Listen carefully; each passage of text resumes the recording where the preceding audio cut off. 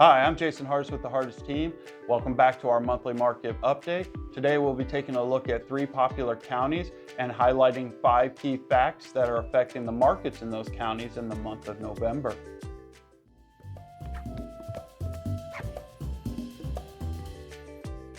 First up, Madison County. The average sales price in Madison County has increased by 4% over the last year, reaching nearly $206,000. The number of homes sold in the area is down by 16%, with over 3,300 homes sold in the past 12 months. In terms of inventory, Madison County currently has 1.8 months supply, indicating a seller's market. Lastly, the average days on market in homes in Madison County is 45 days, a decrease of 1 day over the previous year.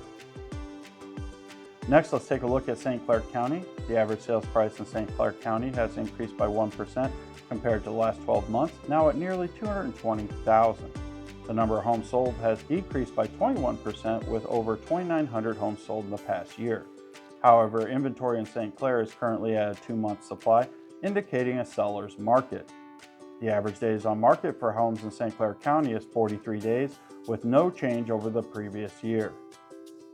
Finally, we have Clinton County. The average sales price in Clinton County has increased by 20% over the last year, reaching nearly $220,000. The number of homes sold in the area has remained stable, with nearly 206 homes sold in the past 12 months. Regarding inventory, Clinton County currently has a 2-month supply, indicating a seller's market.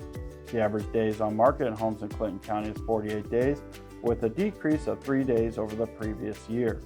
Okay guys, it's time for the Hardest Takes, and this month we're going to take a look at the appraisal from the seller side.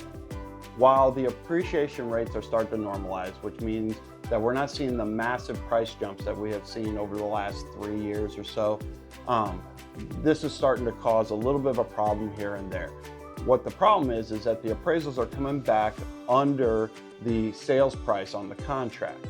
A couple of reasons for this is that the seller may be overvaluing their home, and that would cause the value just not to come back correctly. And most of the time that's due to the seller believing the inventory levels being where they're at, their home is worth more.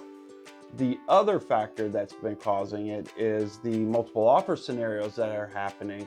While they're going up and the seller's getting these great prices, the value of the home's not there, so it's causing a little issue right there. While the appraisal value can determine whether or not the buyer can get the loan, there are some possible things that can be done if the value comes in under the sales contracted price. Potentially, number one, you can challenge the price, okay? The issue with that is that you're gonna have to find comps and stuff and get the appraiser to sign off on these comps. Your agent may be able to do that, but depending on the loan process and which lender and which appraiser, that may or may not be possible. Number two, the buyer can bring in more money. While most buyers are already set in a number as far as down payment and all that, and majority of them don't have any additional money, it is an option because it's only a loan amount to a certain amount. If they want to bring in money to cover the rest, it is an option. Typically though, that option is pretty much not available. Number three, the seller can lower their price.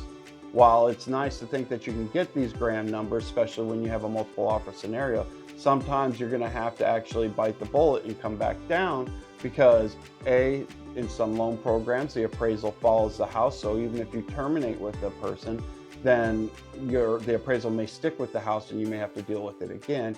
And B, the appraisal may just be accurate and there's just no way to get more value out of the house. And it's great that somebody offered it to you, but it's just not feasible. They're not going to get the loan for it. And the fourth thing is to terminate and walk away. While that could be an option, I would suggest that you exhaust all other options first, because after that initial multiple offer scenario or quick contract, you can hit the market again at a bad spot to where you may sit there and have to drop your price well past whatever you would have had to do on the appraised value anyways. So just keep an eye out, communicate with your agent. They can go over any other options that you may have. There may be others, but those are typically the main ones on there. I want everybody to have a great Thanksgiving. If you have any questions, hit the comments shoot us a text, contact us any way you want to. I'm Jason Hardas with the Hardas Team. I'll see you next month, and as always, stay out of trouble.